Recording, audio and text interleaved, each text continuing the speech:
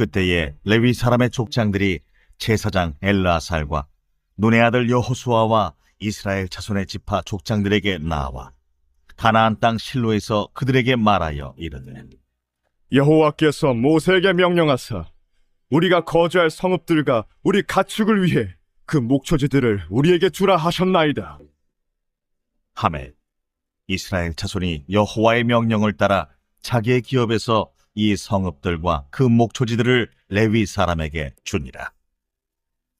그 핫 가족을 위하여 제비를 뽑았는데 레위 사람 중 제사장 아론의 자손들은 유다 지파와 시므온 지파와 베냐민 지파 중에서 제비 뽑은 대로 13 성읍을 받았고, 그 핫 자손들 중에 남은 자는 에브라임 지파의 가족과 단 지파와 므낫세 반 지파 중에서 제비 뽑은 대로 10 성읍을 받았으며, 게르손 자손들은 이사갈 지파의 가족들과 아셀 지파와 납달리 지파와 바산에 있는 므낫세 반 지파 중에서 제비 뽑은 대로 13 성읍을 받았더라.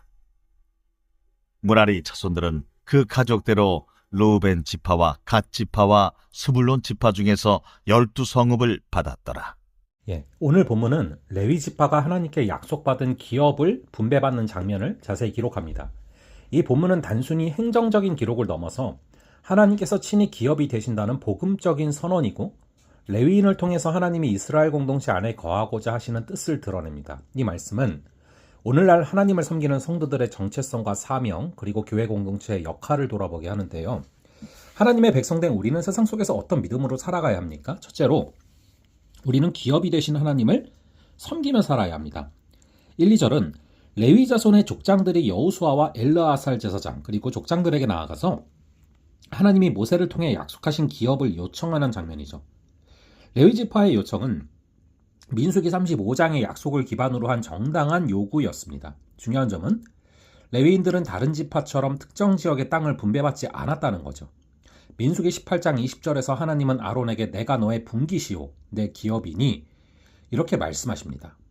이 말씀은 단순한 상징이 아니라 레위인의 정체성과 관련된 말씀이죠.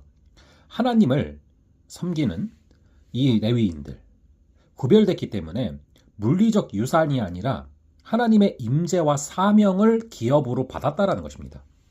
사랑하는 여러분, 오늘날 하나님의 소유가 된 우리 역시도 이와 같은 정체성을 갖고 살아야 됩니다. 하나님이 나의 기업 되신다라는 고백은 세상의 소유보다 그분의 임재를 더 소중히 여기는 삶을 의미합니다.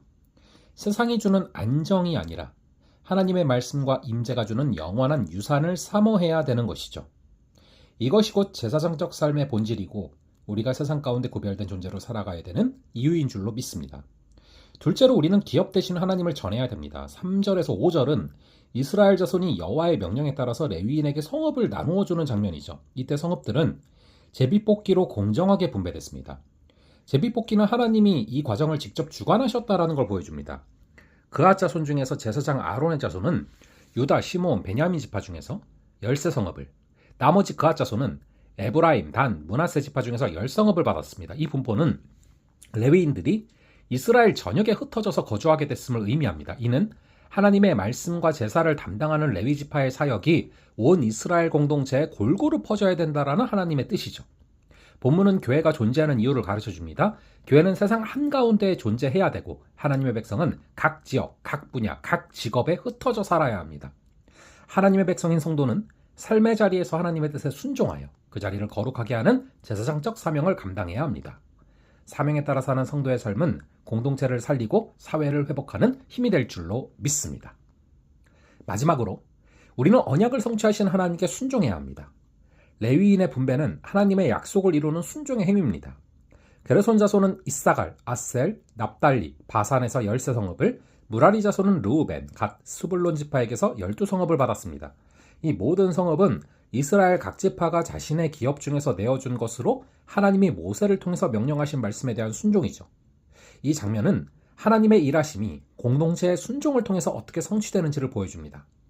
레위인이 공동체의 순종으로 성읍을 분배받은 것처럼 우리의 순종도 하나님의 뜻을 이 땅에 이루는 통로가 되는 것입니다.